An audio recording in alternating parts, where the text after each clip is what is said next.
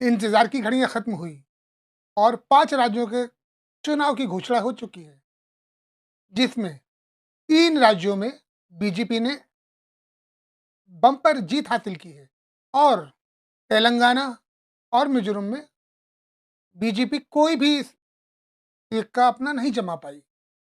तो दोस्तों, उसकी वजह सिर्फ़ क्या है? उसकी वजह चलिए हम और आप मिलकर एनालिसिस करते हैं कि क्यों 3 राज्यों में बीजेपी विजयी रही है और बम्पर जीत हासिल की है, एक तरफ़ा जीत हासिल की है और कांग्रेस जिसका ज़ोर था, जिसकी लहर थी, वो कांग्रेस की आँधी में क्यों उड़ गई? ये क्या वजह है? तो देखिए, सबसे पहले तो हम और आप कांग्रेस और बीजेपी, ये 2 पार्टियाँ, इनमें तुलना करते हैं, कंपैरिज़न करते हैं कि क्या रीज़न है? इन दोनों में क्या फ़र्क है, क्या डिफ़रेंस है? बीजेपी वो पार्टी है जिसमें सिर्फ़ और सिर्फ़ मोदी जी का, नरेंद्र मोदी जी का चेहरा चमकता है और चेहरे पर वोट पड़ता है, जो कि जगह अभी राहुल गांधी नहीं ले सकते और ना ही प्रियंका गांधी ले सकते हैं। दूसरी वजह क्या है? दूसरी वजह ये है कि अगर एक किसी भी स्टेट में, किसी भी राज्य में अगर बीजेपी को लगता है कि हमारी कोई भी सीट जाने वाली है, तो सारी पार्टी मिलकर एकजुट होकर बेपनाह, बेइंतहा कोशिश करते हो, जी जान लगा देते हैं और जो उनका मुखिया, जो उनका अध्यक्ष बोलता है, सब उसी के इशारों पर काम करते हैं। यही नतीजा मध्य प्रदेश, छत्तीसगढ़ और राजस्थान में देखने को मिला। तो दोस्तों, यही वजह थी जो बीजेपी ने राजस्थान, मध्य प्रदेश और छत्तीसगढ़ एक तरफा जीत हासिल किया है। अब देखते हैं कि कांग्रेस क्यों पीछे रह गई, जबकि कांग्रेस की तो लहर थी और आंधी थी। इस आंधी में क्या हुआ?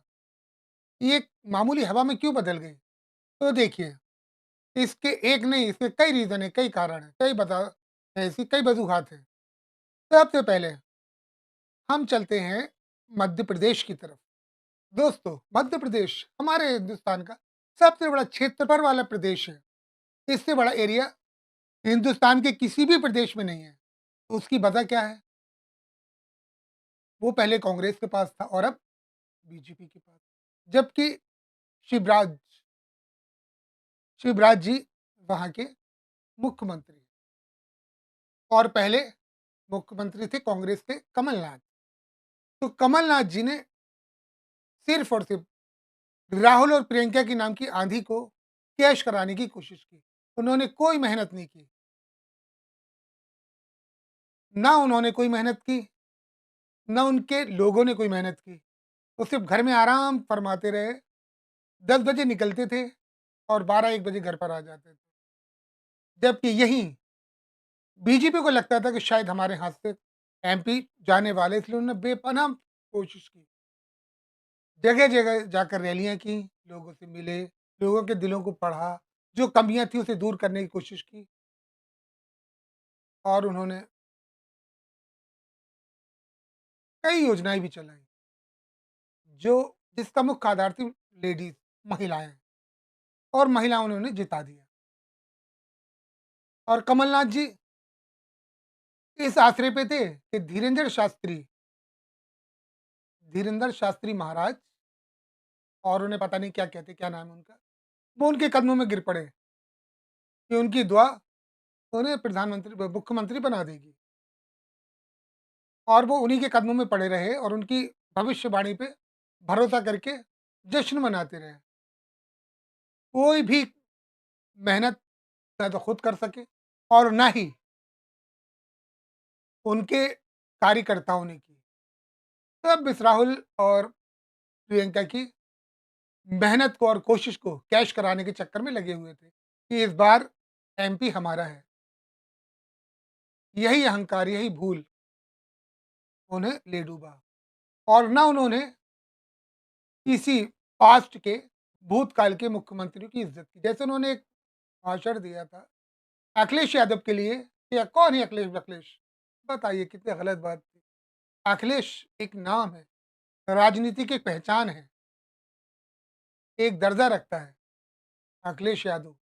यही वजह थी यादव समाज और निचले तबके का समाज कमलनाथ जी से खफा हो गया, नाराज़ हो गया और उन्होंने उनकी औकात दिखा दी। सिर्फ़ और सिर्फ़ हिंदुस्तान के, मध्य प्रदेश के इस चुनाव में हारने का सिर्फ़ और सिर्फ़ एक कारण कमलनाथ जी का अहंकार था। और ये तो हम और आप सब जानते हैं, अहंकार कभी किसी का साथ नहीं देता, उसे विनाश लाता है और विनाश ला दिया। और जीतती हुई बाजी पलट चुकी है, जबकि कांग्रेस और कांग्रेस के कार्यकर्ता और कुछ चैनल ये बता रहे हैं कि धांधलेबाज़ी हुई है और सुप्रीम कोर्ट में रिट भी डाली जा चुकी है, या डाली जाएगी, जो भी है। और ये अलग इधर के चुनाव दोबारा होंगे, तो ये तो पॉसिबल नहीं लग रहा है। बाकी आगे देखते हैं क्या होता है। चलिए अब चलते हैं राजस्थान पर, जहाँ पर कांग्रेस की ही सरकार थी और इस कांग्रेस की सरकार को डुबोने का हाथ, छिनवाने का हाथ आपको पता है किसमें है? हमारे सचिन पायलट भैया और अशोक गहलोत जी के हाथ में। इन्होंने राजस्थान छिनवा दिया। इसकी छीनने की वजह क्या थी? इन दोनों का झगड़ा। 5 साल तक इन दोनों का झगड़ा ही चलता रहा और यही वजह थी कि इन्होंने प्रदेश पर कोई ध्यान ही नहीं दिया। ना तो 5 साल तक राजेश पायलट कहीं नज़र आए, ना अशोक गहलोत जी ने जो घटनाएँ, जो हादसात होते रहे, उस पे कोई ध्यान दिया है। उन्हें वो भी यही अहंकार में, यही भ्रम में थे कि शायद हम फिर अपना पद ग्रहण कर लेंगे, फिर हम मुख्यमंत्री बन जाएँगे, जो भी है। तो इनका ये अहंकार भी इन्हें ले डूबा और अहंकार और आत्मविश्वास कुछ ज़्यादा ही हो गया।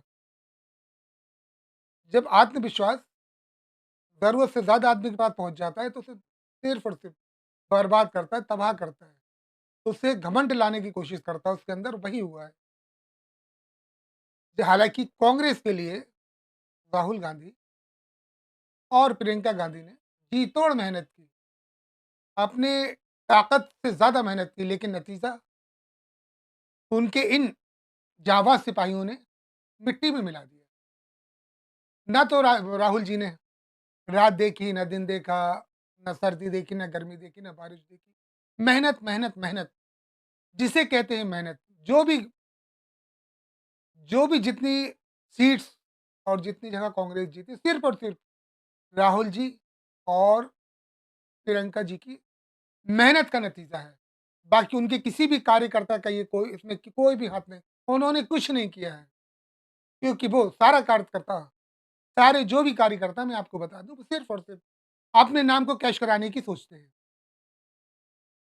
कि हिंदुस्तान की राजनीति सिर्फ़ और सिर्फ़ मेरे नाम से चमक रही है, जो कि ये गलत है। उनकी सोच बिल्कुल गलत और निराधार है। दोस्तों, कांग्रेस के हाथ से ये 3 प्रदेश जाने का एक और कारण है, वो मैं आपके साथ शेयर कर सकता हूँ। देखिए, कांग्रेस के जितने भी जुझारू और बड़े-बड़े कार्यकर्ता हैं, जो अहम पदों पर कार्यरत हैं, वो सिर्फ़ अपने लिए काम करते हैं, वो कांग्रेस पार्टी के लिए काम करते हैं। वो सिर्फ़ और सिर्फ़ अपना नाम कैश कराना चाहते हैं और अपना वजूद कायम रखना चाहते हैं। वो सिर्फ़ अपने नाम को ही कांग्रेस पार्टी समझते हैं, वो समझते हैं कांग्रेस पार्टी सिर्फ़ और सिर्फ़ मेरे नाम से, जिसकी वजह हमने आपने सबने सामने देखी। और आपको बता दूँ, ये जो कांग्रेस के और दोस्त एक बात आपको और बता दूँ, कांग्रेस ने कांग्रेस के कार्यकर्ताओं ने, कमलनाथ जी ने, ख़ास तौर से मध्य प्रदेश जो सवर्ण वर्ग को टिकट का वितरण किया है, वो बहुत गलत है। क्योंकि कभी भी सवर्ण वर्ग नहीं चाहता कि कांग्रेस सत्ता पर आए। दलितों का बहिष्कार करके उन्होंने 3 प्रांत खो दिए, 3 स्टेट खो दिए। जबकि अगर इसी तरह 2024 में करेंगे, तो कांग्रेस का सूपड़ा साफ बिल्कुल हो जाएगा। तो दोस्तों देखिए, हिंदुस्तान में बीजेपी के बाद अगर कोई चेहरा है तो सिर्फ और सिर्फ राहुल और कांग्रेस का चेहरा है। इसके अलावा अगर राहुल गांधी ही साइड पे लग गए तो फिर तो बीजेपी को हटाने वाला कोई पैदा ही नहीं होगा।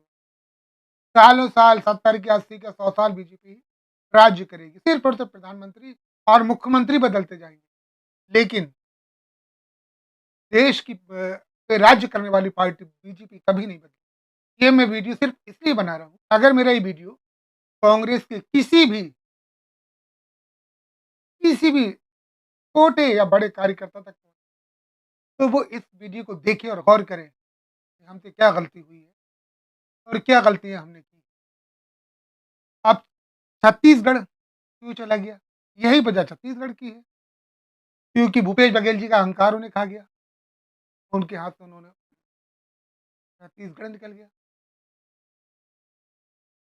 अहंकार और सवर्ण को टिकट देना और राहुल गांधी के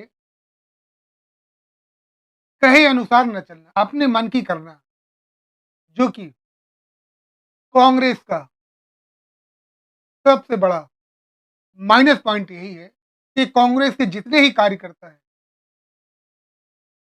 वो अभी तक राहुल गांधी को सिर्फ और सिर्फ पप्पू ही समझते हैं, जबकि ऐसा देखने को नहीं मिलता है।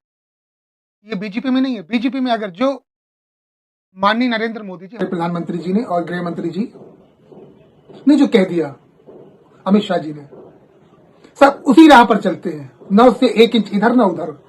लेकिन कांग्रेस में क्या होता है, सब अपनी अपनी 1.5 ईंट की चुनते हैं, सब अपनी चुनते हैं 1.5 ईंट की। तो दोस्तों, कांग्रेस अगर फिर सत्ता में आना चाहती है, 24 में अपना वजूद बचाना चाहती है, दलितों को और पिछड़ों को साथ लेकर चले और अपने वर्चस्व बचाने के लिए, बनाने के लिए उसे कांग्रेस के कार्यकर्ताओं को, राहुल गांधी को पप्पू न समझकर भावी प्रधानमंत्री समझना चाहिए, तब वो आगे बढ़ सकती। वरना 2024 में कांग्रेस का सूपड़ा साफ है। तो दोस्तों, यही मुझे आपसे कहना था और यही बताना था फर्क कांग्रेस और बीजेपी में, क्योंकि बीजेपी दिलो जान से काम करती है। बीजेपी का हर वर्कर, भारतीय जनता पार्टी का हर कार्यकर्ता, छोटे से बड़ा जी जान लड़ा देता है सीट को बचाने के लिए, लेकिन कांग्रेस का बड़े से बड़ा कार्यकर्ता जी जान लड़ा देता है सिर्फ अपने वजूद को बचाने के लिए। उसे कांग्रेस से कुछ मतलब नहीं है। कांग्रेस को शायद पार्टी ही नहीं मानता, वो ये मानता है कि मैं, उसके अंदर मैं, कि मैं हूं तो कांग्रेस है, बस यही मैं 3 राज्यों में ले डूबी है। और 2024 में भी अगर यही मैं बरकरार रही तो 2024 में ये कांग्रेस को खत्म कर देगी, वजूद खत्म कर देगी, मिटा देगी कांग्रेस को। तो दोस्तों, अगर ये वीडियो आपको मेरी पसंद आई हो तो इसे लाइक करिए, शेयर करिए और समझने की कोशिश कीजिए।